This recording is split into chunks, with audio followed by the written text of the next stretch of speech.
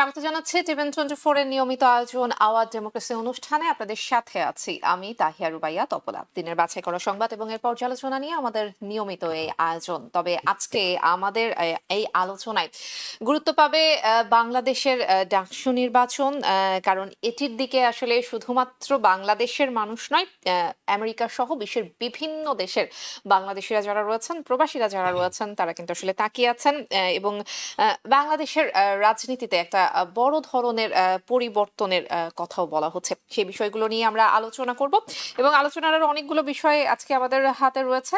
কাতারের রাজধানী দোহায় এরই মধ্যে যে বিস্ফোরণ ঘটিয়েছে ইসরায়েলের সামরিক বাহিনীর পক্ষ থেকে একটি বক্তব্য দেওয়া হয়েছে এবং এতে আমেরিকা এক ধরনের অসন্তোষ প্রকাশ করেছে। মধ্যপ্রাচ্যে এক ধরনের অস্থিরতার খবর পাওয়া যাচ্ছে। এছাড়া বাংলাদেশের পার্শ্ববর্তী দেশ নেপালে জেএনজিদের তোপের মুখে অনেকটা বাংলাদেশি স্টাইলেই সেই দেশের প্রধানমন্ত্রীর যে পদত্যাগ, সেটিও আমাদের আলোচনায় গুরুত্ব পাবে। আলোচনার জন্য আজকে আমার সাথে অনলাইনে যুক্ত হচ্ছেন ইউনিভার্সিটি অফ নিউ অরলিন্স থেকে প্রফেসর ডক্টর মোস্তফা সরওয়ার।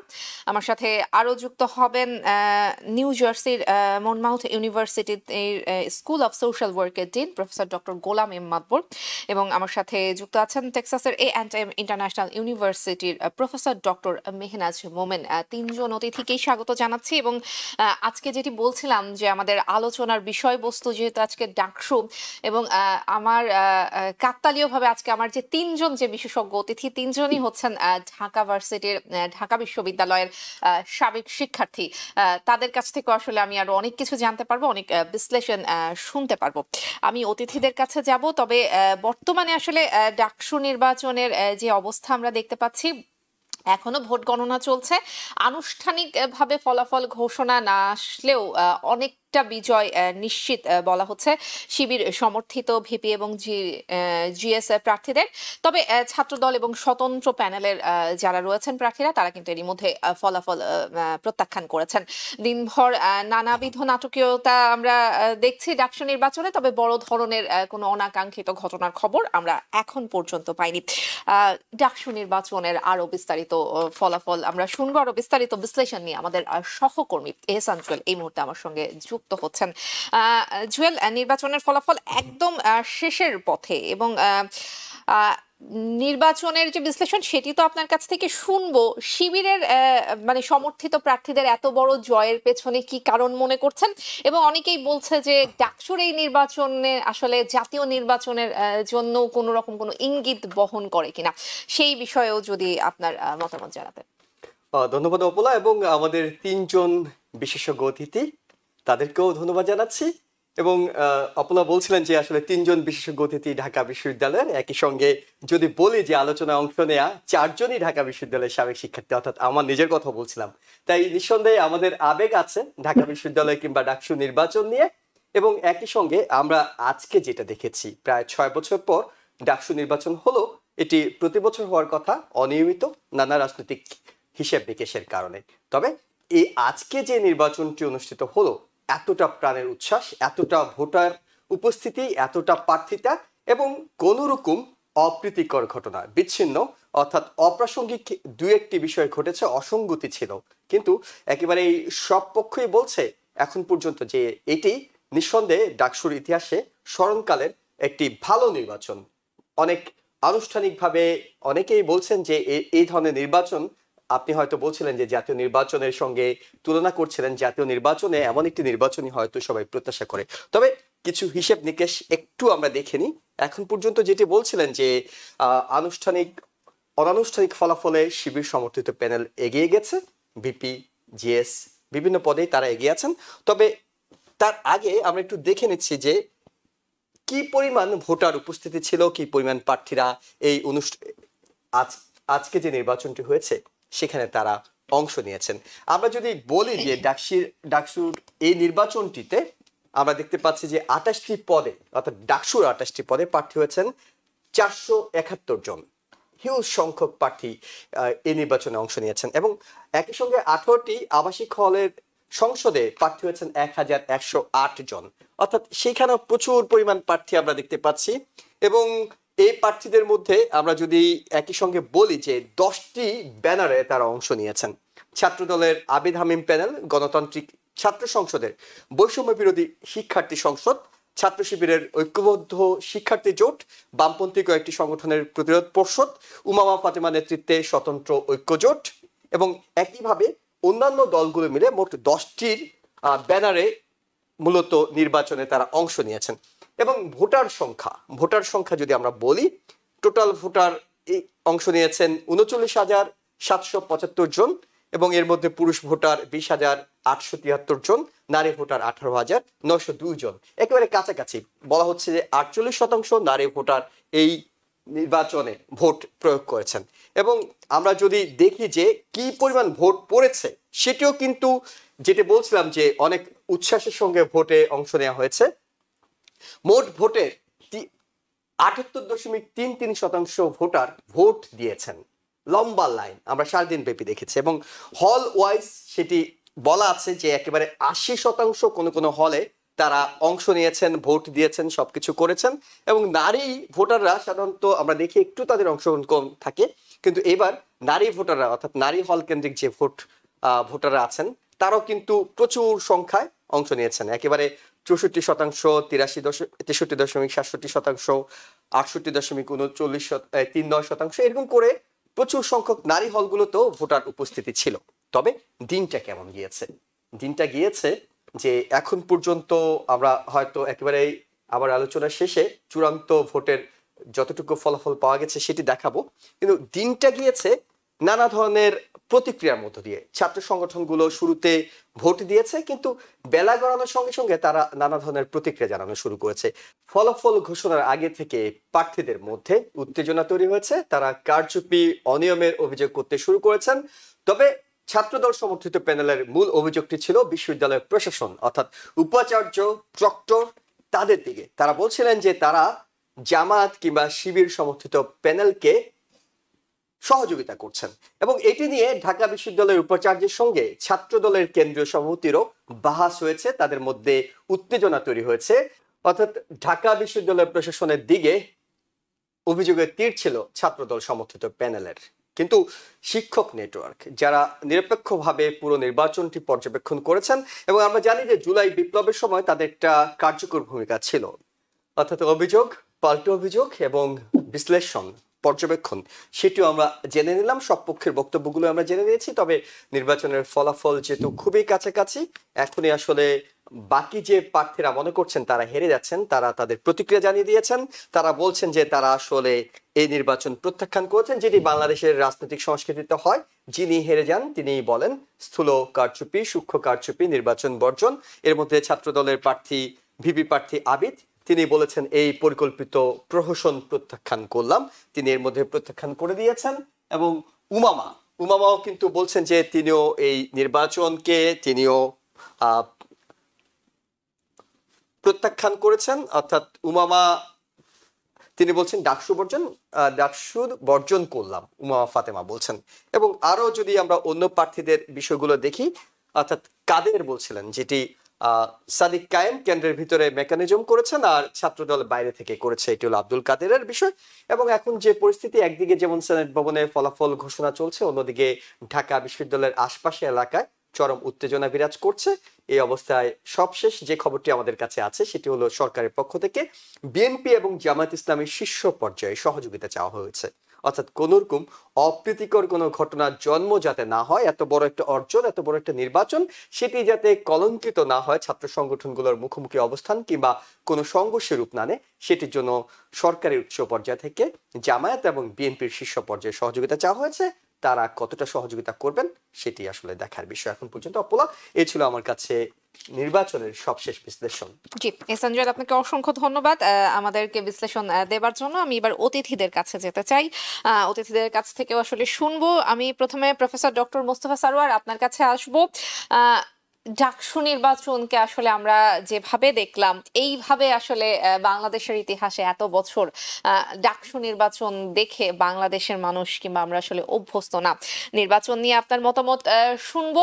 নানাবিধ অভিযোগ পাওয়া গেলেও আসলে খুব শক্ত ধরনের কোনো অভিযোগ আসলে কেউ দিতে পারেনি, কিংবা সেরকম কোনো প্রমাণ এখন পর্যন্ত গণমাধ্যম কিংবা সমর্থিত কোনো মাধ্যম থেকে আমরা আসলে পাইনি। সেই ক্ষেত্রে শিবির সমর্থিত প্রার্থীদের এই জনপ্রিয়তা কে আসলে আপনি কিভাবে দেখছেন? আচ্ছা, প্রথমে বলবো যে আমি কিন্তু ডাকসু নির্বাচনে 1972-তে হুম, হুম, যে বাংলাদেশ স্বাধীন হওয়ার পর যে প্রথম যে ডাকসু নির্বাচন হয়, সেখানে আমি কিন্তু দাঁড়িয়েছিলাম লিটারি সাহিত্য সম্পাদকের পদে, এবং আমি হেরে গিয়েছিলাম হুম, মুনতাসির মামুনের কাছে।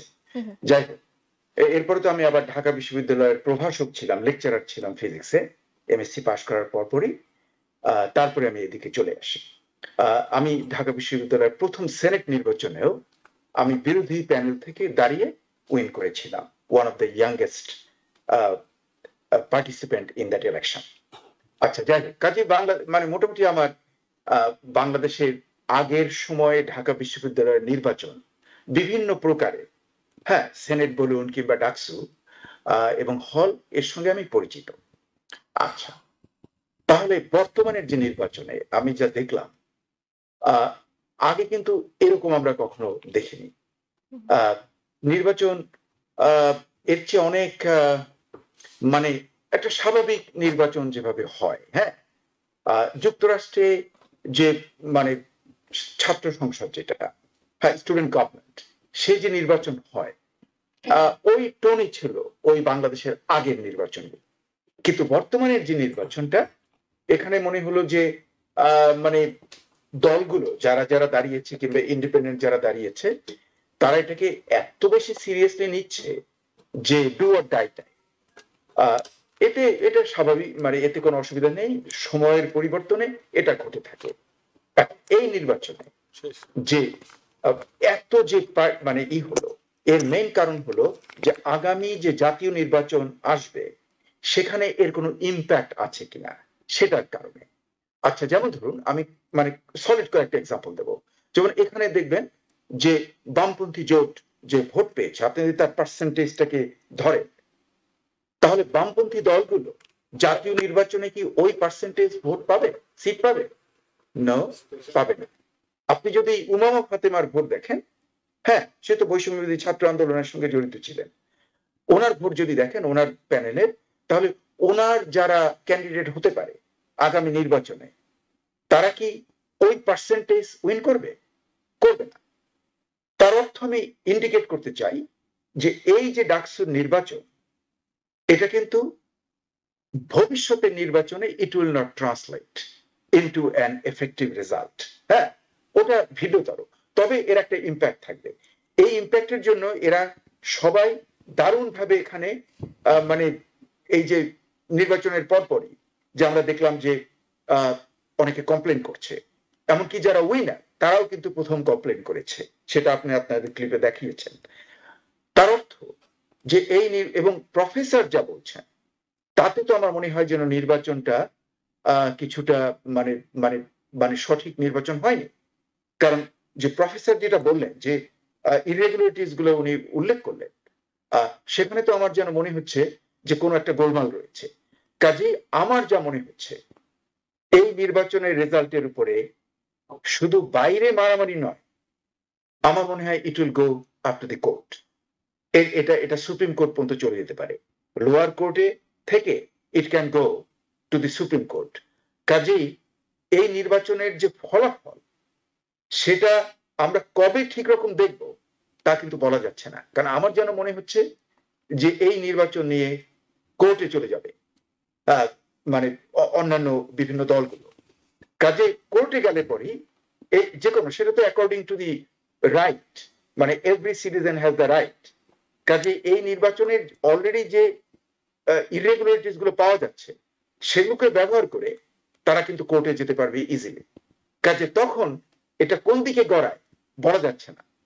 তবে আমি মনে করি যে আমার এটা একটা সিলভার লাইনিং হলো যে এই যে ইয়াং ছেলে মেয়েরা এত নাম্বারে নির্বাচনে আসছে, হ্যাঁ, এটি কিন্তু দেশের জন্য একটা খুব মঙ্গলের একটা মানে আভাস আমরা পাচ্ছি যে অনেক ছাত্ররাই রাজনীতিতে ইন্টারেস্টেড হচ্ছে, এবং এই শিক্ষিত ছাত্ররাই যদি রাজনীতিতে ইন্টারেস্টেড হয়, তাহলে কিন্তু আমি দেখব যে এরই প্রতিফলন পড়বে ভবিষ্যতে দেশের সোশিও পলিটিক্যাল স্ট্রাকচারের ভেতরে। কাজেই আমি কিন্তু দুটোই অ্যাড করলাম, সোশিও পলিটিক্যাল। এর কারণ হলো যে আমরা দেখব যে এর একটা এভলিউশনারি প্রসেসে দেশের কিন্তু উন্নতির দিকেও যাওয়ার আমি একটা সিমটম দেখছি এই নির্বাচনে। আমি আশা করব যে এ নিয়ে যেন কোনো একটা মারাত্মক সংঘাত না হয়, মারামারি না হয়, কারণ সেটা কারোর জন্যই ঘটে মঙ্গল বয়ে আনবে না।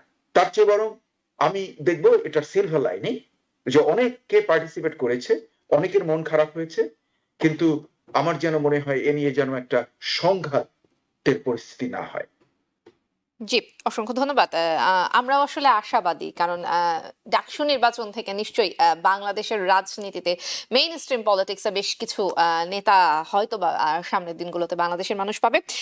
আমি যাব হচ্ছে প্রফেসর ডক্টর গোলাম এম মাকবর। আপনিও কি ডক্টর মোস্তফা সরোয়ারের মতো আশঙ্কা করেন যে এই নির্বাচনের ফলাফল আদালত পর্যন্ত গড়াতে পারে, কিংবা যে বিষয়টি আসলে বলছিলাম যে আমরা বাংলাদেশের যে 5ই আগস্টের যে গণ অভ্যুত্থান দেখেছি, যে আন্দোলন দেখেছি, এটির পরে আসলে প্রথমবারের মতো বাংলাদেশের মানুষের মানে প্রথমবারের মতো আসলে একটা স্বতঃস্ফূর্ত নির্বাচন হলো, যেখানে গণতন্ত্রের কথা বলা হচ্ছে, যেখানে আমরা বড় ধরনের কোনো অভিযোগ পাইনি।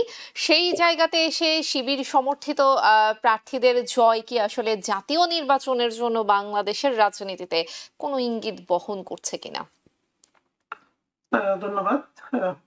আসলে খুব ভালো লাগছে, আমরা এখানে 3 জনই ক্লাসে আসাম সহ 4 জনই আমরা ঢাকা বিশ্ববিদ্যালয়ের শিক্ষার্থী, এবং আমারও কিছু অভিজ্ঞতা আছে।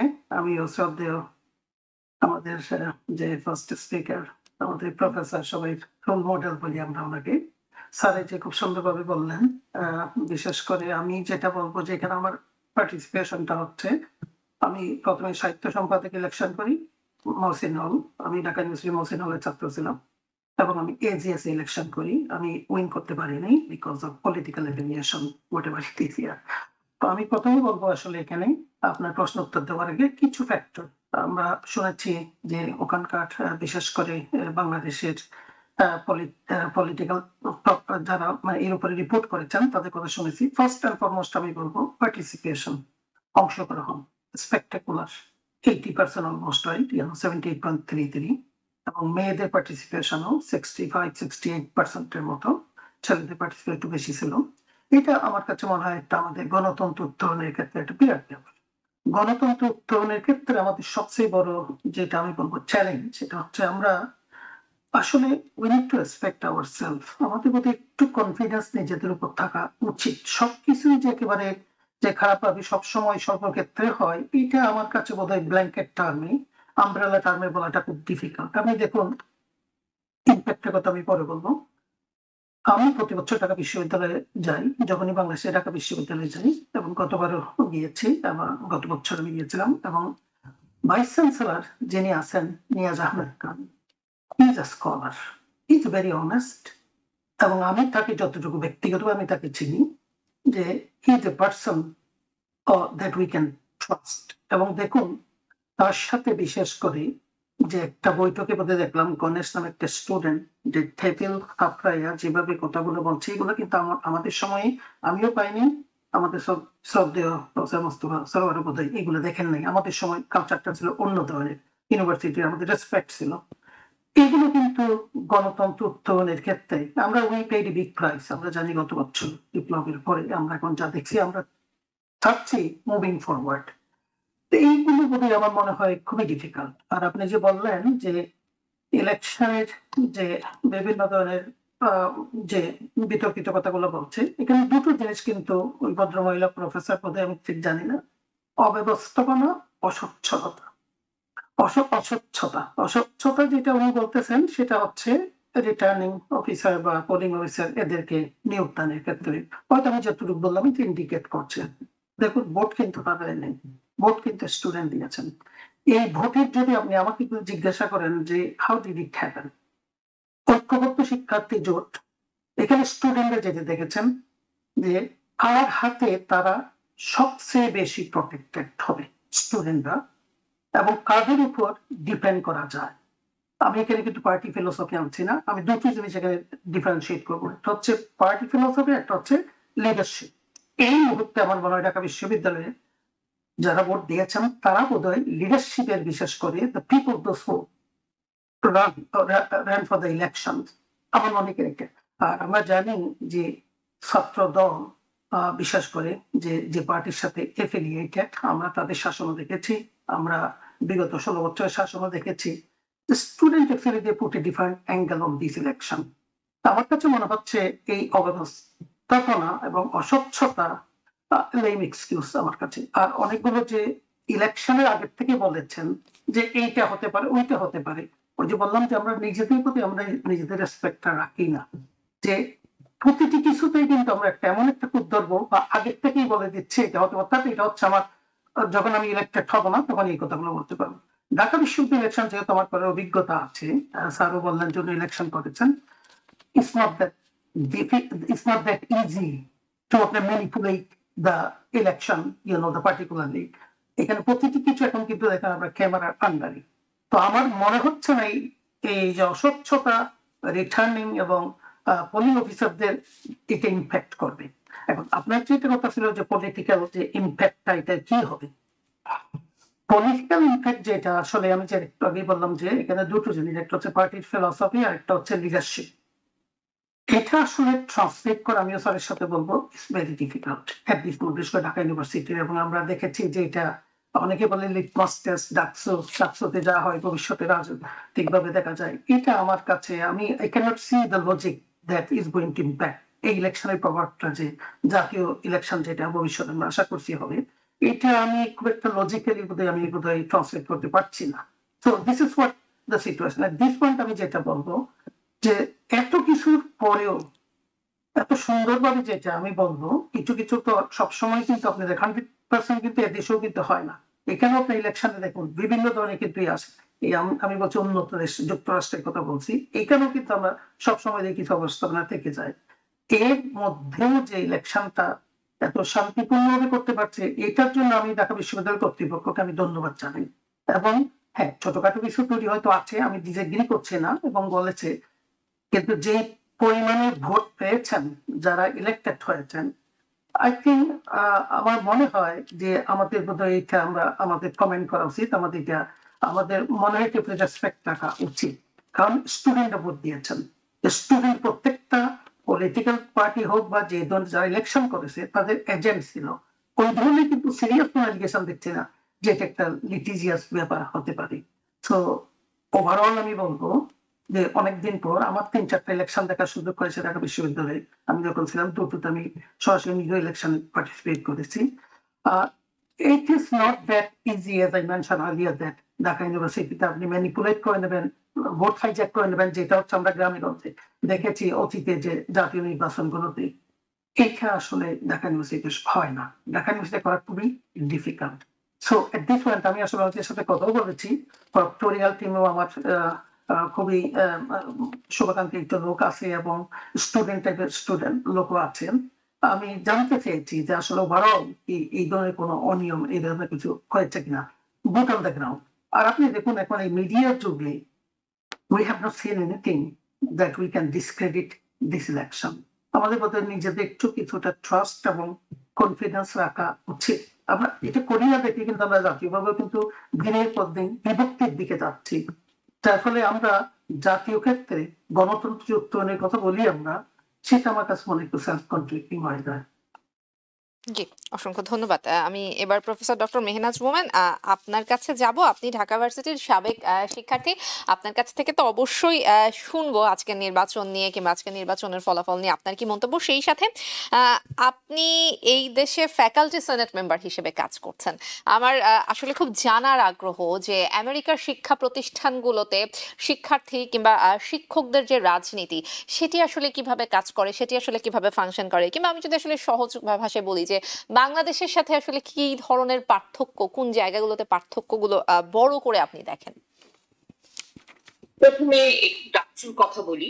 আমার আগের দুই বক্তার মতো আমি কখনোই রাজনীতির সাথে সংশ্লিষ্ট ছিলাম না, কিন্তু আমার জন্ম এবং বেড়ে ওঠা ঢাকা ইউনিভার্সিটির কোয়ার্টারে, এবং আমি আপনার 87 থেকে 93 পর্যন্ত আমি ঢাকা ইউনিভার্সিটি গেছি। এবং এটাই যেটা প্রফেসর মোস্তফা সাহেব বলছিলেন যে উনার সময় ডাকসু নির্বাচন এটা একটা সাধারণ ঘটনার মতো ছিল, কিন্তু আমি যখন ইউনিভার্সিটিতে পড়ি তার বেশিরভাগটা সময় ছিল এরশাদ আমল, যখন আপনার রাজনীতিতে সক্রিয় রাজনীতি অনেকভাবে বাধাগ্রস্ত হয়েছে।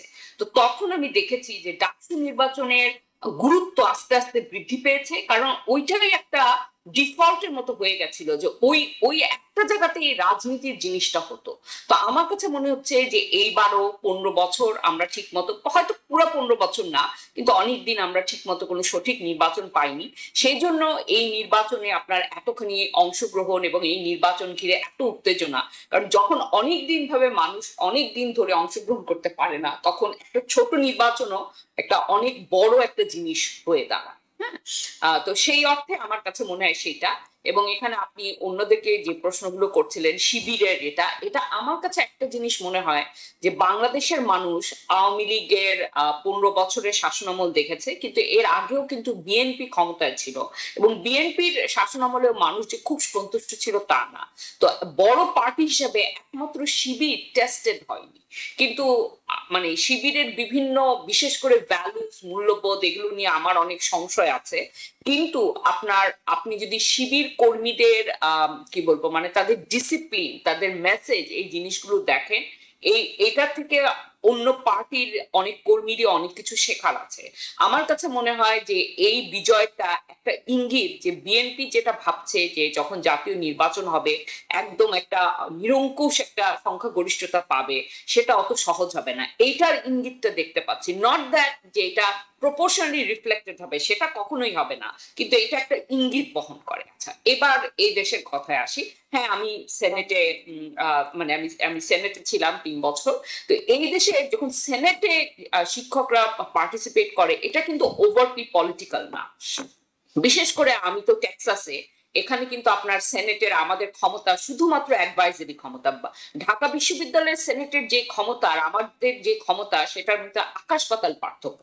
ঢাকা বিশ্ববিদ্যালয়ের বিভিন্ন পলিসি নির্ধারণে সেনেট এবং সেনেটে কারা যাবে সেটাও একটা অনেক পলিটিক্যাল প্রসেস, কিন্তু এখানে কিন্তু ঠিক সেরকম ভাবে একদমই না।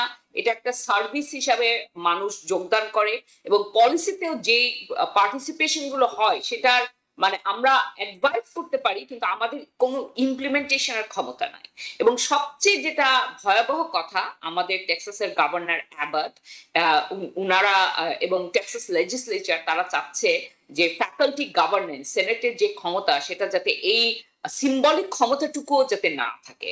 অলরেডি আপনার বিভিন্ন জায়গার ইউটি সিস্টেমের বিভিন্ন স্কুলের সেনেটকে আপনার অলরেডি ডিসলভ করে দেওয়া হচ্ছে, কাজে মানে সেনেটের আর কোনো ক্ষমতা নাই। আর আমি অ্যাডভাইজারও ছিলাম এখানের বিভিন্ন স্টুডেন্ট অর্গানাইজেশনের, এটাও কিন্তু ওভারলি পলিটিক্যাল না। তারা ধরেন অন্যান্য তারা নিজেদের আভ্যন্তরীণ, তারা ধরেন কোনো জিনিস বা কোনো রাইট তারা স্কুল থেকে চাচ্ছে স্টুডেন্টদের পক্ষ হয়ে, এগুলো নিয়ে তারা কথা বলে।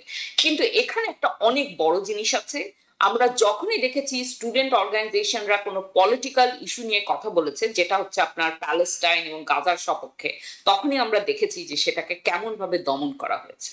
কাজে আপনি যদি এই মানে যেটাকে আমরা উন্নত বিশ্ব বলি, এখানে আমরা যদিও অনেক বড় বড় কথা বলি যে ইউনিভার্সিটিতে যখন হায়ার এডুকেশনের মানুষ আসে, আমরা লিবারেল এডুকেশন, আমরা তার চিন্তার স্বাধীনতায়, কথার স্বাধীনতায় বিশ্বাস করি, কিন্তু শেষ এই কয়েক বছর ট্রাম্প অ্যাডমিনিস্ট্রেশন এবং বাইডেন অ্যাডমিনিস্ট্রেশনের সময় আমরা দেখেছি সেগুলো কিন্তু হয়নি। সেই তুলনায় আপনার বাংলাদেশে মানে এই লাস্ট আওয়ামী লীগ সরকারের কথা বলছি না, সেখানে তো অবশ্যই অনেক রকম ভাবে মানুষের স্বাধীনতা ক্ষুণ্ণ হয়েছে, কিন্তু আমি যে অভিজ্ঞতার কথা বলছি মানে 80-র দশকে 90 দশকে, তখনও আপনার মিলিটারি রেজিম ছিল, কিন্তু সেই তুলনায় স্টুডেন্টরা অনেক বেশি পলিটিক্যালি অ্যাক্টিভ ছিল, সেটা কিন্তু এখানে নেই। জি, আমি প্রফেসর ডক্টর মেহনাজ মোমেন আপনার কাছে আরেকটি বিষয় জানতে চাইবো, যেহেতু আপনার বেড়ে ওঠা ঢাকা বিশ্ববিদ্যালয়ে, আপনার পড়াশোনা থেকে শুরু করে জীবনের একটা দীর্ঘ সময় আপনি ঢাকা বিশ্ববিদ্যালয়ে কাটিয়েছেন, ঢাকা বিশ্ববিদ্যালয়ের মতো একটা জায়গা যেখানে আমরা সংস্কৃতির চর্চা করি, যেখানে আমরা মেধার চর্চা করি, যেখানে এত এত ট্যালেন্টেড শিক্ষার্থী। আমি ডাকসু নির্বাচনগুলো অতীত থেকে শুরু করে এখন পর্যন্ত যদি ডাকসু নির্বাচনের কথা বলি, নির্বাচনে প্রার্থী হিসেবে হোক, নির্বাচনে অংশগ্রহণ হিসেবে হোক, কিংবা নির্বাচন নিয়ে ভোকাল কিংবা নির্বাচন নিয়ে কথা বলার ক্ষেত্রে হোক, আপনি একজন নারী, আমি সেজন্যই প্রশ্নটি করছি। আমরা নারীদেরকে খুব কম কথা বলতে, খুব কম অংশগ্রহণ করতে দেখেছি, এবং এবার আমরা মাত্র একজন নারী প্রার্থী পেয়েছি। এটার পেছনে কি আসলে কোনো প্রতিবন্ধকতা কাজ করে? একটা তো সবচেয়ে বড় কালচারাল প্রতিবন্ধকতা আছে, যখন যে পলিটিক্যালি অ্যাক্টিভ হয় তাকে কিভাবে করে দেখা হয়। আমাদের সময় আমার কাছে মনে হয় যে, আমার যতদূর মনে পড়ে, যে নারী প্রার্থী আমরা দেখতাম ছাত্র ইউনিয়নে, হ্যাঁ, কিন্তু আওয়ামী লীগ বা বিএনপি অথবা শিবিরে ঠিক অত বেশি সংখ্যক আমরা কখনো দেখিনি।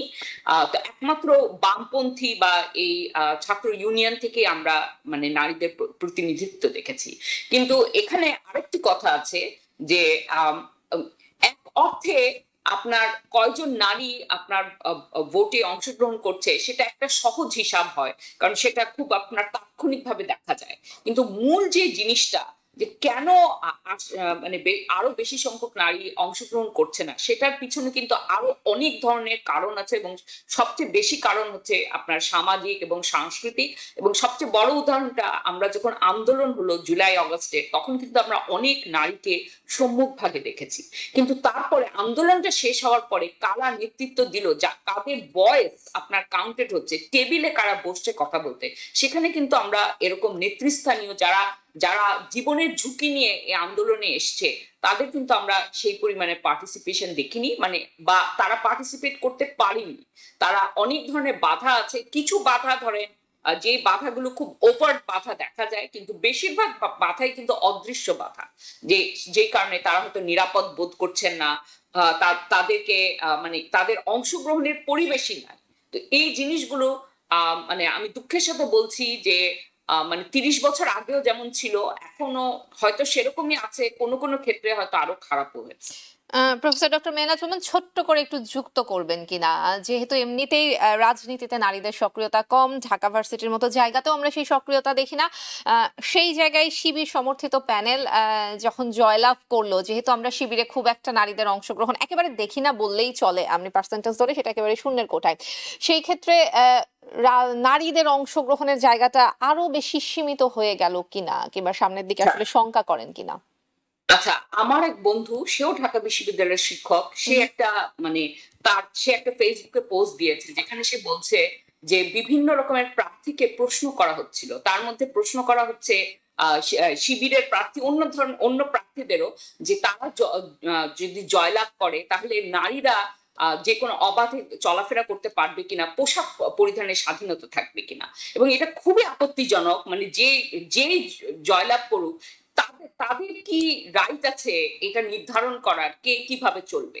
কাজে এই যে সমস্যাটা, যে কথাটা আপনি বলছেন, যে এবং এটা একটা সিরিয়াস সমস্যা, এটা কিন্তু এটার রুট অনেক গভীরে। মানে যে প্রশ্ন করছে সে কিন্তু ভাবছে একটা প্রগতিশীল প্রশ্ন করছে, যে উত্তর দিচ্ছে সেও একটা প্রগতিশীল নিজেকে মনে করে উত্তর দিচ্ছে, যে হ্যাঁ আমি কোনো বাধা দিব না। হ্যাঁ, কিন্তু আসল কথাটা হচ্ছে সে তো বাধা দেওয়ার কেউ না। এই প্রশ্নটাই বা কেন আসবে? এই প্রশ্নটা আসছে কারণ এই রূপটা প্রথিত আছে আমাদের সামাজিক সাংস্কৃতিক আমাদের এই মানে এই সিস্টেম, যেটা আর কি মানে এত কিছুর পরও সেটা কিছুতেই আপনার পরিবর্তন বা করা যাচ্ছে না। কাজে এটা শুধু একটা দলের, একটা বিশিষ্ট দলের কথা না। তবে হ্যাঁ, মানে আমার কাছে মনে হয় যে অনেক ধরনের ভ্যালুজ বা অনেক ধরনের জিনিস যেটা শিবির বলে, সেখানে আপনার মানে নারীর নিরাপত্তার কথাটা আমি অত বলবো না, কিন্তু ধরেন এই অবাধ অংশগ্রহণ, সেখানে হয়তো আরো বেশি অন্তরায় হতে পারে শিবির জিতলে। কিন্তু আমি আরো বলছি যে এটা একটা ছোট প্রবলেম, বড় প্রবলেমটা হচ্ছে আমাদের সামাজিক সাংস্কৃতিক পরিমণ্ডল। জি, অসংখ্য ধন্যবাদ আপনাকে প্রফেসর ডক্টর মোস্তফা সারোয়ার।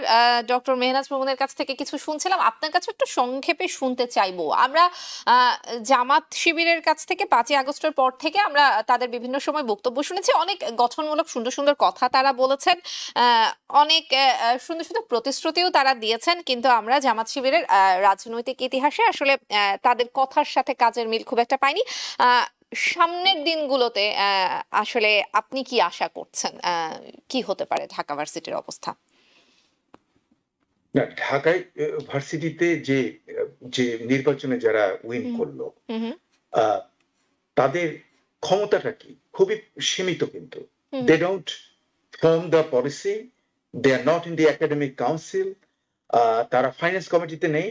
কারণ আমি তো ঢাকা বিশ্ববিদ্যালয়ের সেনেটে ছিলাম, হুম প্রত্যেকেরই কিন্তু এক একটা জুরিসডিকশন আছে। সেখানে ছাত্রদের পার্টিসিপেশনে যে একটা র্যাডিক্যাল ঢাকা বিশ্ববিদ্যালয় চেঞ্জ হয়ে যাবে, সেটা কিন্তু ঠিক নয়। আহ, মানে মানে শিবির পন্থীদের ইচ্ছা থাকলেও, যদি ইচ্ছা থাকে, আমরা জানি না যে তাদের কি ইচ্ছা, তারা যদি ধরুন মনে করে যে তারা ভাবলো যে মডারেট পোশাকের জন্য সবাইকে হিজাব পরতে কিন্তু হবে। আমরা কিন্তু আওয়ামী লীগের কিন্তু সময় দেখেছিলাম যে আওয়ামী লীগের প্রার্থীরা কিন্তু হচ্ছে অনেক জায়গায় হস্তক্ষেপ করতো তাদের এখতিয়ারের বাইরে যেও। না না, তারা করতো অন্য ব্যাপার। সেখানে হলো তারা হলে অনেক মানে অত্যাচার করতো কিংবা অন্যদেরকে মানে দমাবার চেষ্টা করতো। হ্যাঁ, হুম হুম হুম তারা কিন্তু পলিসিগত ব্যাপারে কোনো একটা রেস্ট্রিকশনস এটা কিন্তু তারা করেনি। হ্যাঁ, এটা হলো যেমন ধরেন একটা হলে মানে দলের ভিতরে কিছু আছে যারা একটু গুন্ডা, সেটা কিন্তু অনেক দলই আছে।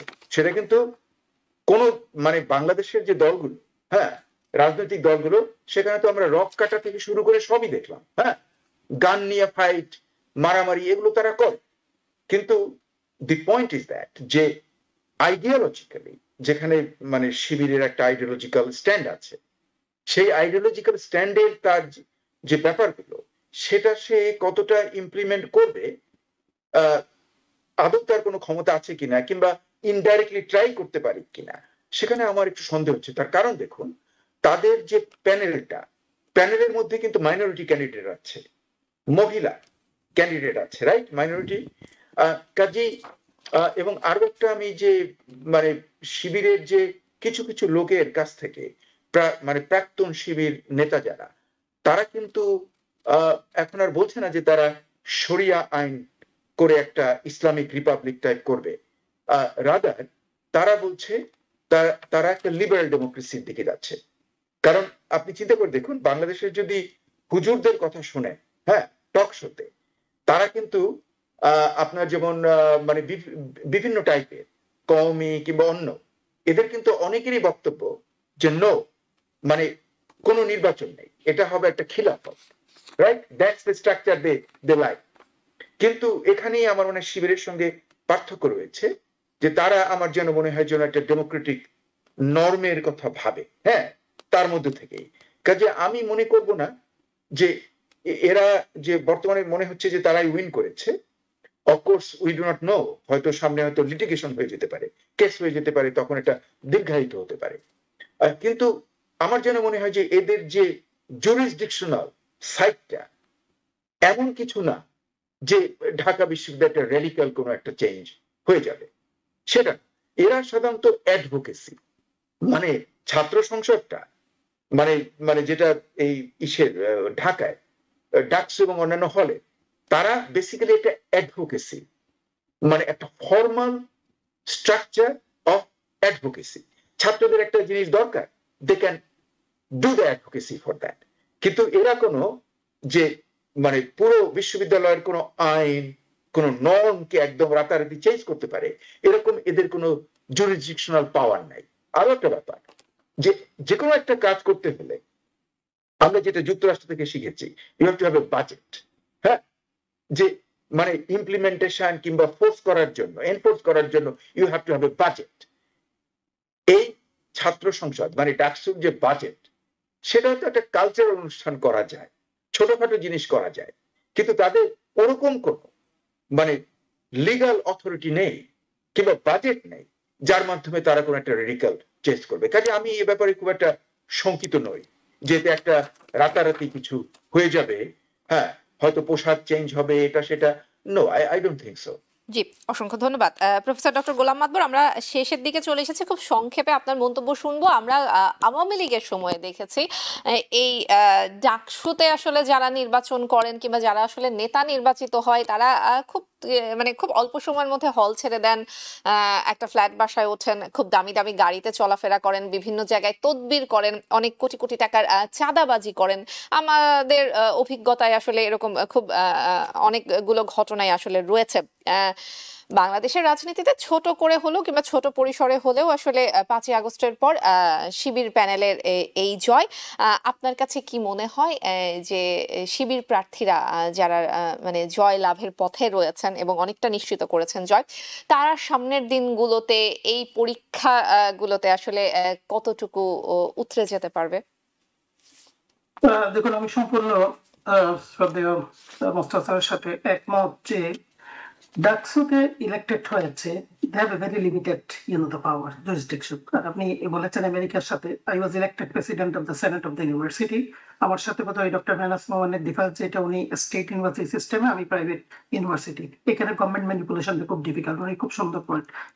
তো আমি ওনার কথাই বলবো, ডক্টর মেহনাজ মোহাম্মদ যে একটা কথা আমি বলছিলাম লিডারশিপ, উনি কিন্তু সেটি এক্সপ্লেন করেছে যে শিবিরের ডিসিপ্লিন, শিবিরের রেজিমেন্টেশন, তাদের যে একটা সবসময় কিন্তু তার একটা প্রিন্সিপাল নিয়ে চলার চেষ্টা করি। তো এখানে যেহেতু তাদের ডাকসুর ওই ধরনেরই এলাই যে সবকিছু। আচ্ছা, আরেকটু আমি বলি, দেখুন আমি গত 25 বছরে আমি সবসময় কিন্তু বাংলাদেশে গিয়েছি এবং প্রতি বছর গেছি। আমি AIBS এর প্রেসিডেন্ট ছিলাম, American institute of Bangladesh studies এর 8 বছর। আমি 25টা বিশ্ববিদ্যালয়ে 25 জন ভাইস চ্যান্সেলরের সাথে কাজ করেছি, প্রফেসরের সাথে কাজ করছি। আমাকে প্রত্যেকটা ইউনিভার্সিটি ভিজিট করতে হয়েছে, ওই এফিলিয়েটেড ইউনিভার্সিটি গুলো। এই যে কাপড় চোপড়ের কথা বলছে, যে যেটা পর্দা বা হিজাব পড়তেছে এখন, এগুলো কিন্তু আওয়ামী লীগের সময় তো শিবির ছিল না, জমাত ছিল না। এটা কিন্তু গতানুগতিক হারে আমাদের সময় থেকে অনেক বেড়ে গিয়েছে। That's different thing. এগুলো মানুষের পার্সোনাল ভ্যালিউস। কিন্তু ডাকসুতে যে এরা ঐক্য জোট বলেন বা যেটা যে শিবিরেই মেজরিটি ইলেক্টেড হয়েছে, they have no power to do anything stipulation like that at DUCSU. এবং it will never happen, it's not going to happen. ওই জন্য আমি বারবার আপনি বলেছিলাম যে জাতীয় ক্ষেত্রে এর ইম্প্যাক্টটা কত পড়বে। হ্যাঁ, স্বাভাবিক একটু পরে, কিন্তু আমার মনে হয় না this is going to be translating in the national election politics. কিন্তু এখানে ম্যানাজ মোহন আরেকটু সুন্দর কথা বলেছেন, দুটো পার্টি কিন্তু আমরা দেখেছি আগে, মানুষ কিন্তু অনেকটা কিন্তু এটার থেকে বিএনপিকেও দেখেছে, আওয়ামী লীগকেও দেখেছে, এবং এদেরই কিন্তু ছাত্র সংগঠন। সো এখানে মেয়েরা খুব ভালোভাবেই জানেন যে শিবির যদি আসে, তারাও তো জামাতের সাথে, তারা আসলে কিন্তু একটা জিনিস মনে রাখবেন, শিবির এবং জামাতের আদর্শ কিন্তু আপনার দেখুন, তাবলিগেরটা কিন্তু আপনি বেশ করে ড্রেসের ক্ষেত্রে যদি বলেন, তারা কিন্তু নিকাব বা সেটা ডিফারেন্ট থিং। সুতরাং আমরা কিন্তু এখানে ডিফারেন্স দেখি, এবং এদের কিন্তু একটা গণতান্ত্রিক যেটা মূল্যবোধ বলবো, আমি কিন্তু শিবিরের পক্ষ হয়ে কথা বলছি না, জামাতের পক্ষ হয়ে কথা বলছি না, এদের কিন্তু এই জিনিসগুলো আছে। আজকে তাদের বিজয়টা হচ্ছে because of the discipline. That is the main thing actually they could do it. So এইখানে আপনি দেখুন, আমরা যে আপনি স্যারের কথা বললেন, এখানে বিশ্ববিদ্যালয়গুলোতে এখানে আমাদের স্টুডেন্টদের যে, আমি বেশ করে জেন্ডারের উপর আমি কিছুটা কাজ করেছি আর কি, এবং আমি AIBS এর মধ্যেও বাংলাদেশে কাজ করার চেষ্টা করেছিলাম। যেটা ম্যান বলেছেন যে পার্টিসিপেশন এখন মেয়েদের আগের থেকে একটু বেড়েছে, কিন্তু ইটস নাথিং ক্লোজ টু যেটা আমরা আশা করি। এখানে হচ্ছে gender main stream, academic administration. Dhaka বিশ্ববিদ্যালয়ে সোশ্যাল সায়েন্স হচ্ছে আপনার দেখুন সবচেয়ে বড় একটা যে একটা স্কুল, যেখানে আমরা বিশেষ করে এই ধরনের সমতা, ইকুইটি, জেন্ডার স্ট্রিমিং এগুলোর কথা বলা হয়। ৭৭ বছর পরে বোধহয় একজন মহিলা ডিন হয়, ডক্টর সাদেকা হালিম, উনি প্রথম বোধহয় মহিলা ডিন হয় আর কি। এতদিন তাহলে এই যে ভয়েসটা অ্যাডমিনিস্ট্রেশন। তো আমি একটা কনফারেন্স করতে চেয়েছিলাম, আমি যখন AIBS এর প্রেসিডেন্ট ছিলাম, এই জেন্ডার মেইনস্ট্রিমের উপর। আমি তখন কিছু রিসার্চ করি, দেখি যে আসলে ডিন লেভেলে, ডিপার্টমেন্টের চেয়ার লেভেলে, যেখানে ডিসিশন গুলো মেক করে, যেখানে পার্টিসিপেশন ইস্যু করা হয় জেন্ডারে, বলতে গেলে একেবারে সিম্বলিক রিপ্রেজেন্টেশন। অনেক ক্ষেত্রে মেয়েদের এগিয়ে গিয়েছে সিম্বলিক ভাবে। আপনি দেখবেন স্পিকার হয়েছে, প্রাইম মিনিস্টার হয়েছে, মন্ত্রী হয়েছে, এটা হয়েছে, সেটা হয়েছে, বিভিন্ন ক্ষেত্রে। কিন্তু ওভারঅল যেটা, এটাকে আমি বলি সিম্বলিক চেঞ্জটা হয়েছে, যেটা দরকার, যার ফলে মেয়েদের ভয়েসেস গুলো হার্ট হতো, যদিও পজিশন গুলো যেতে পারতো। এই জিনিসগুলো কিন্তু আশাপ্রদভাবে হয়নি। So that is the main actually the problem. জি। যে মেয়েদের পার্টিসিপেশন আমরা পলিটিক্যালি আসলে নারীদের যে অংশগ্রহণ গুলো দেখেছি বেশিরভাগ ক্ষেত্রে আমরা দেখেছি যে তারা পারিবারিক সূত্রে আসলে সেই জায়গাতে এসেছে। জি জি অসংখ্য ধন্যবাদ। আজকের মতো সময় শেষ হয়ে গেছে, আর অনেক কিছু হয়তো বা জানতে পারতাম, কিন্তু সময় স্বল্পতার কারণে তিনজন অতিথিকে বিদায় জানাতে হচ্ছে। অসংখ্য কৃতজ্ঞতা আজকে সময় দেওয়ার জন্য। দর্শক ধন্যবাদ জানাচ্ছি আপনাদেরকে। আওয়ার ডেমোক্রেসি অনুষ্ঠানে এই ছিল আজকের মতো। TVN24 নিউজ নেটওয়ার্কের সঙ্গেই থাকুন সবসময়। TVN24 টেলিভিশন দেখতে আজই কল করুন 7187776556। লগ ইন করুন www.totalcablebd.com। নিউ ইয়র্ক থেকে সম্প্রচারিত TVN24 টেলিভিশন বিশ্বজুড়ে বাঙালির কণ্ঠস্বর।